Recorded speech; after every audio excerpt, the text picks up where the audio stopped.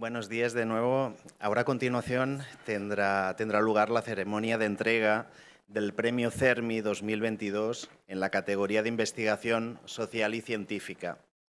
Hace lectura del fallo del jurado la señora doña Paula Pérez Sánchez, de Fundación Derecho y Discapacidad. El jurado de los premios CERMI.es 2022 concede el galardón en la modalidad de investigación social y científica a Luis Enrique de la Villa, eminente jurista que a lo largo de su dilatada y fecunda carrera, investigadora en el ámbito del derecho del trabajo y de la seguridad social, en el que su figura constituye referencia absoluta, ha tenido a las personas con discapacidad como grupo cívico preferente de atención, alumbrando y alentando reflexiones y propuestas que han ayudado a su creciente inclusión social. Gracias.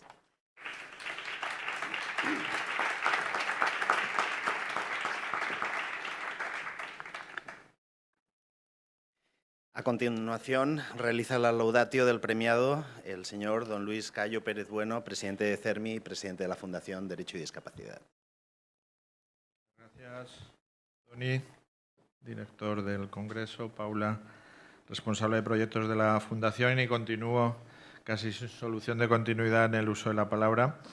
Y abrumado yo y con una carga añadida porque esta laudatio la tenía que hacer Rafael de Lorenzo, el secretario general de la Fundación Derecho y Discapacidad, secretario general del Consejo General de la ONCE, pero como ya saben, por una indisposición de salud de último momento que le está pesando, yo creo que más que la enfermedad coyuntural, que ya está en casa, ya está recuperado, pues el no poder estar aquí acompañando y haciendo la semblanza y la alabanza de don Luis Enrique de la Villa Gil.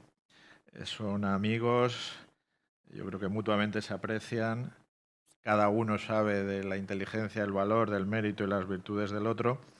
Y bueno, pues yo tengo, lo siento Luis Enrique, que sustituir a Rafael en el último momento y no voy a estar ni a su altura ni a su hondura, pero creo que alguien tan grande como tú, pues algún rayo llega y podré acercarme a hacer un buen perfil de lo que has representado, no en el derecho del trabajo, no en el ámbito jurídico como jurista eminente, como decía el fallo, sino voy a centrarlo más en el mundo de la discapacidad, que es el que más conozco y que más cercano tengo.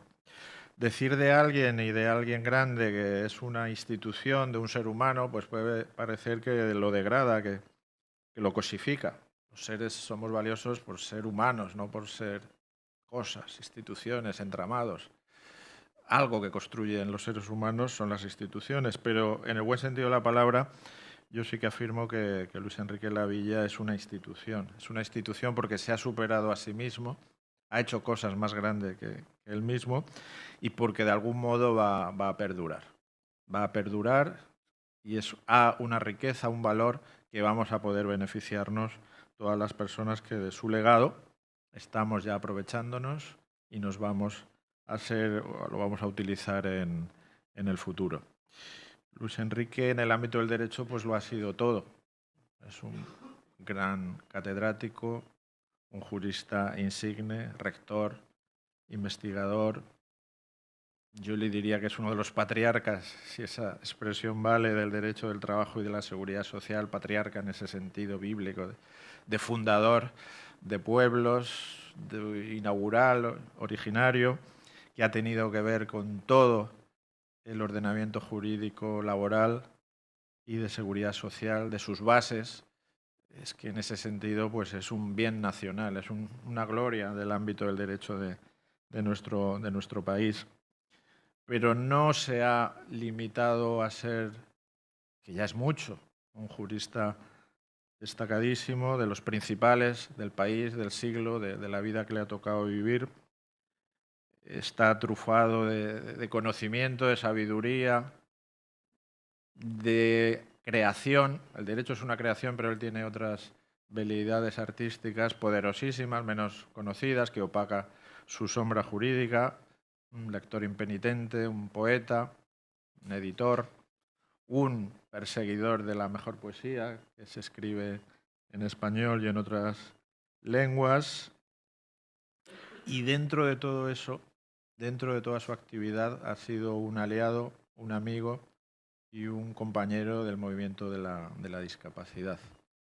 Sin especial excusa para ello, siempre, desde la ONCE, desde el CERMI, las organizaciones de la discapacidad, en la Fundación de Derecho y Discapacidad, una recomendación, una orientación, cómo podemos plantear una mejora en el ámbito del derecho laboral, en el ámbito de la protección social, de la seguridad social, para las personas con discapacidad, para sus familias, pues siempre estaba su juicio certeros, su criterio que nos iluminaba, su ascendencia sobre tantos operadores jurídicos, políticos, administrativos, que tienen responsabilidades legislativas, gestoras, donde si lo dice o viene avalado por don Luis Enrique, pues es que va de suyo.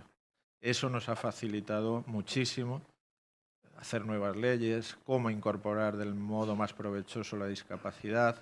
Siempre hemos tenido todo ese reservorio de inteligencia, que es mucha, y de sabiduría puesta al servicio de una causa social.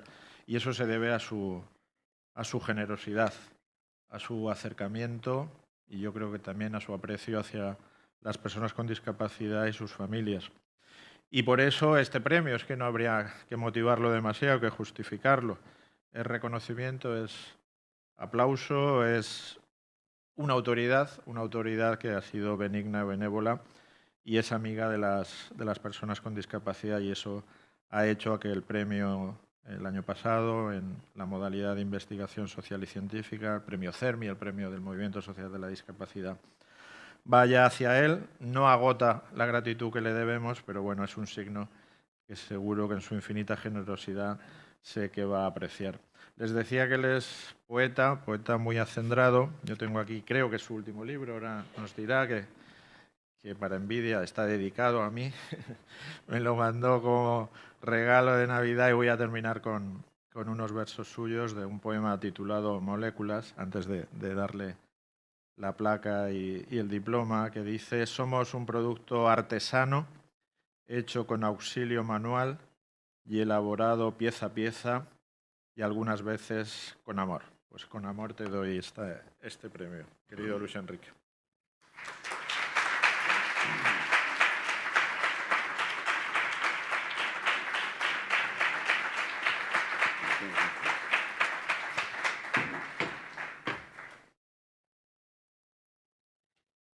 Profesor Luis Enrique de la Villa Gil, suyo es el uso de la palabra. Pues muchas gracias. Muchas gracias al CERMI, a la Fundación Derecho y Discapacidad, a todos ustedes por su presencia.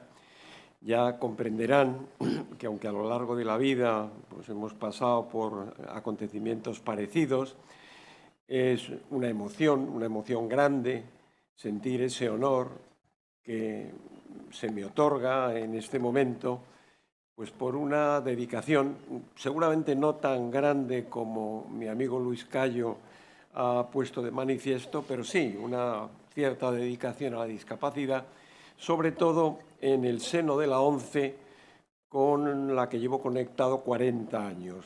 He sido abogado de la ONCE, sigo siendo abogado de la ONCE para ciertos casos.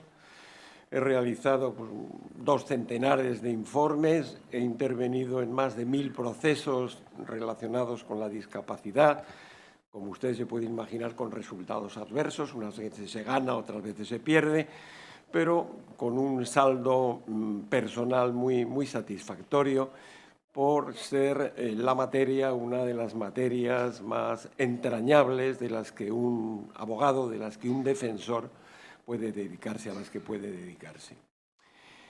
Yo soy un animoso aprendiz de poeta, es decir, he empezado muy tarde en esta actividad. Ahora voy reduciendo la actividad jurídica y ampliando la actividad poética, pero estoy convencido que no traspasaré nunca ese umbral de gran aficionado a la poesía. Si no nos referimos a poetas como yo, también Luis Cayo es poeta, no sé qué grado de calificación se otorga a sí mismo, pero yo he leído cosas suyas muy interesantes. Si prescindimos de esos niveles y nos vamos a los grandes poetas, a los genios de la poesía, en ellos encontramos siempre una pauta para la vida.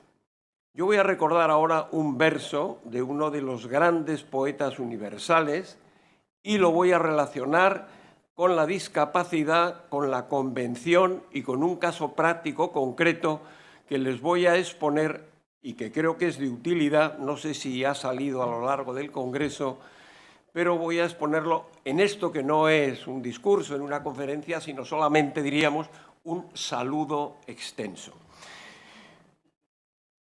El poeta es Rainer Maria Rilke, que nace en 1875 y muere en 1926.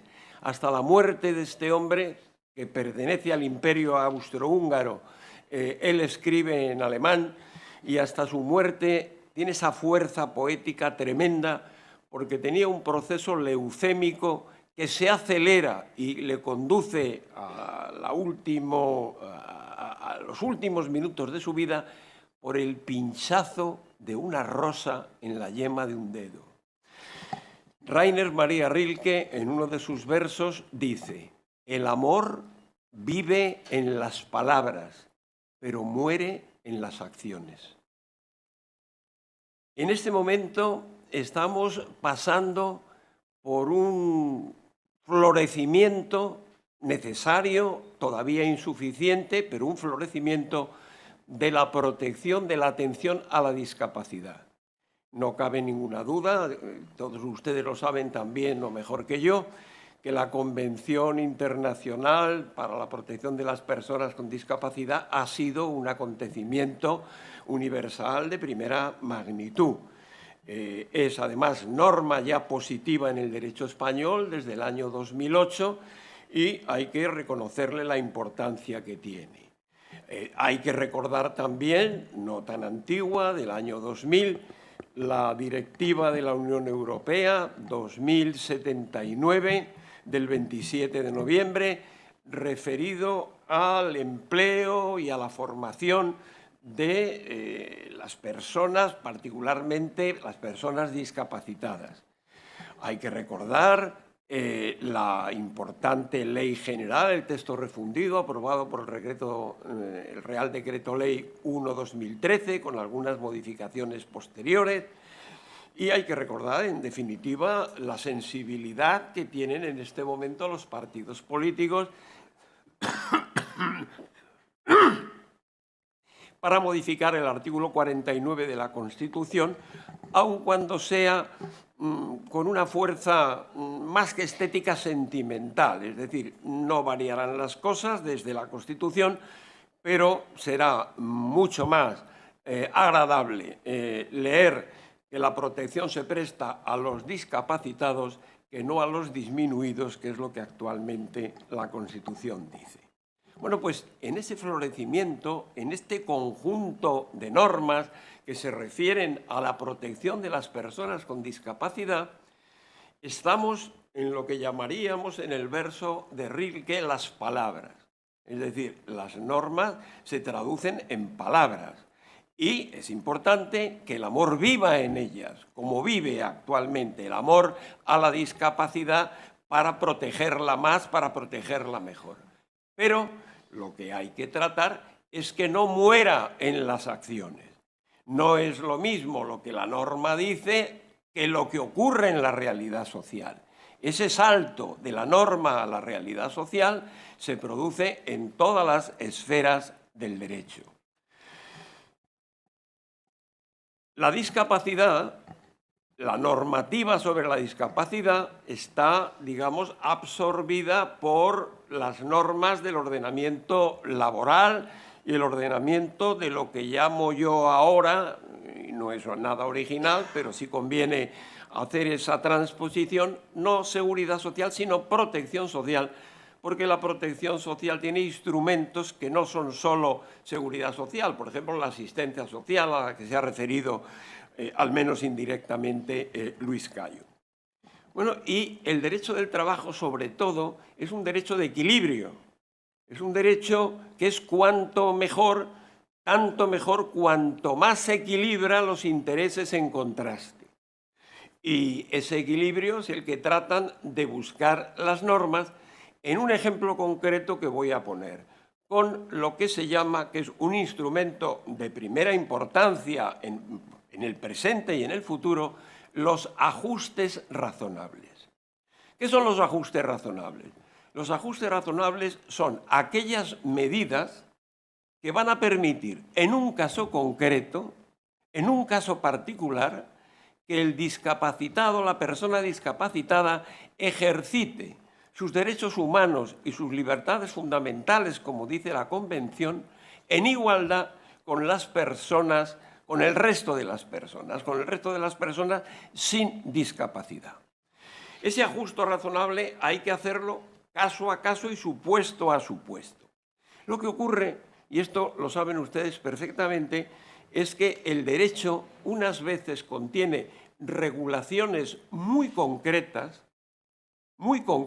y otras veces se vale de lo que llamamos los conceptos indeterminados, es decir, las expresiones generales.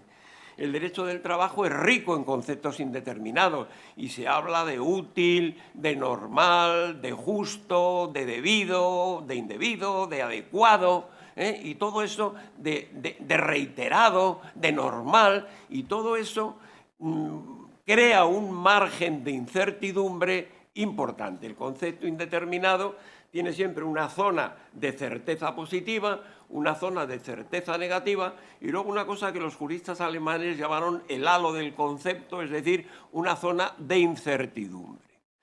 Entonces, ajuste razonable, ¿qué es? Bueno, la Convención da una definición y la directiva, que he citado anteriormente, 2078, da otra definición, curiosamente no coincidente. Es muy parecida, pero no es coincidente. Y claro, el ajuste razonable, y luego nos vamos a valer de un ejemplo importante en la realidad española de hoy, y sin resolver todavía, el concepto indeterminado a veces es muy indeterminado porque la zona, ese halo de concepto, es muy grande. Y fíjense ustedes que el enlace razonable es un concepto indeterminado doblemente o triplemente indeterminado. Porque el ajuste razonable para que una persona discapacitada ejercite su derecho en igualdad con persona que no lo sea, tiene que ser una medida necesaria y adecuada. Necesario es un término indeterminado. Adecuado es un término indeterminado. Pero es que además, una vez que tanto la Convención como la directiva hacen esa referencia, claro, dicen que ese enlace razonable que se le podría exigir a los poderes públicos y también a los particulares, solamente será exigible si no supone una carga, la directiva dice una carga excesiva y la Convención dice una carga indebida y desproporcionada. Claro, entonces el aplicador del derecho, el que controla la aplicación del derecho a las administraciones públicas, el que interpreta y aplica finalmente el juez, los tribunales, se encuentran con que ahí hay un campo de incertidumbre muy grande. Incluso ampliado por la directiva, no recuerdo, lamentaría equivocarme, pero creo que no está en la Convención. Pero sí en la directiva de la Unión Europea dice: los Estados miembros podrán disponer que algún trato desigual no sea discriminatorio cuando constituya un hecho esencial y determinante para aquello a lo que se refiere, siempre que el objeto sea legítimo y el requisito sea proporcionado. Con lo cual, esto que al principio nos llena de satisfacción, de decir, hombre, ahora hay ajustes razonables, hay que exigir a los poderes públicos y a los particulares que siempre que un discapacitado tenga una barrera para no poder ejercitar un derecho, sobre todo un derecho fundamental en igualdad, exija la aplicación de un ajuste razonable. Y ahí viene necesario, adecuado, que no sea una carga, que no choque con un impedimento de la calificación de la propia discriminación. Bueno, vamos al caso.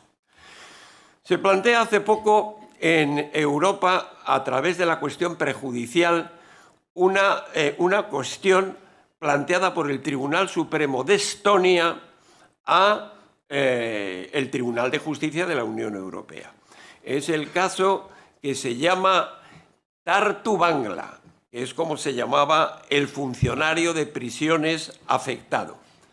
Y este funcionario de prisiones, si quieren ustedes localizar, me parece que el caso es el caso 759/19, creo que es, pero también lo encuentran por el caso Tartu Bangla. Este funcionario de prisiones se encuentra con que la legislación estonia establece que si no se tiene un determinado nivel de agudeza auditiva, medida la agudeza auditiva con todo detalle en la normativa, un reglamento estonio en decibelios y en hercios, que no es cosa de traer aquí, lógicamente, si no se tiene un grado determinado de agudeza auditiva, no se puede ser funcionario de prisiones, y si se es y se empeora la situación y no se consigue ese grado de agudeza auditiva, no se puede continuar en el empleo. Aquí sería un caso evidente de ver si era aplicable un ajuste razonable, es decir, y con un audífono. La normativa desechaba la utilización del audífono. No podía usarse audífono, ni en el momento de la competición, de la selección, ni en el momento del agravamiento. Pero se daba una doble discriminación, porque en cambio sí se permitía a aquellos que tenían una insuficiencia visual a utilizar lentes tanto en la selección como cuando se agravaba la insuficiencia visual. Y entonces el Tribunal de Justicia, en esa sentencia que les cito, del caso Tartu Bangla, es una sentencia de 15 de julio de 2021, deben ustedes consultar si quieren ver en la práctica cómo se interpreta lo que es un ajuste razonable. El Tribunal de Justicia va pasando revista a todos estos impedimentos, a la adecuación, al requisito. Se dice de contrario, pero es que esto sí es un requisito determinante y esencial de una persona que tiene que vigilar a los presos. Oiga bien, dice, y el tribunal, después de una larga fundamentación, dice, sí, es legítima la posición del poder público, del Estado estonio, pero no es proporcionada la medida. Es decir, no es proporcionada la medida porque no se está aplicando un dispositivo razonable, que podría ser permitir el audífono o que podría ser aplicar a esa persona una función distinta de la que fuera simplemente estar en contacto directo con los presos. Bueno, y ahora viene lo que les puede servir a ustedes, creo, de enseñanza y de motivo de lucha, y es que un año después, casi un año justo después de la sentencia, recuerden, 15 de julio de 2021, la Subsecretaría del Ministerio del Interior español convoca unas oposiciones por resolución de 14 de junio, la otra era 15 de julio, 14 de junio de 2022, es decir, casi un año después, ignorando absolutamente la sentencia. Estamos hablando de un poder público importante, de un Ministerio del Interior nada menos. Y vuelve a establecer el requisito que para acceder al cuerpo de ayudante de prisiones hay que tener un grado determinado de agudeza auditiva, sin audífono. Sin audífono. Y esto es lo que está vigente. Esto es lo que está vigente. Y entonces, lo que nos planteamos, lo que les planteo a ustedes, para que el amor no viva solo en las palabras, sino también en las acciones, que si conocen a cualquier persona afectada, a cualquier persona con insuficiencia de audición, que ha querido ser funcionario del cuerpo de ayudante de prisiones y no lo ha podido ser, no le han dejado firmar ni concurrir porque no tiene el grado de eficacia auditiva exigido por las normas, con todo detalle digo, vienen los hercios, los decibelios, etcétera, que acuda a un tribunal, que acuda a un juzgado español y que cite la sentencia de la Unión Europea. Lo va a ganar seguro.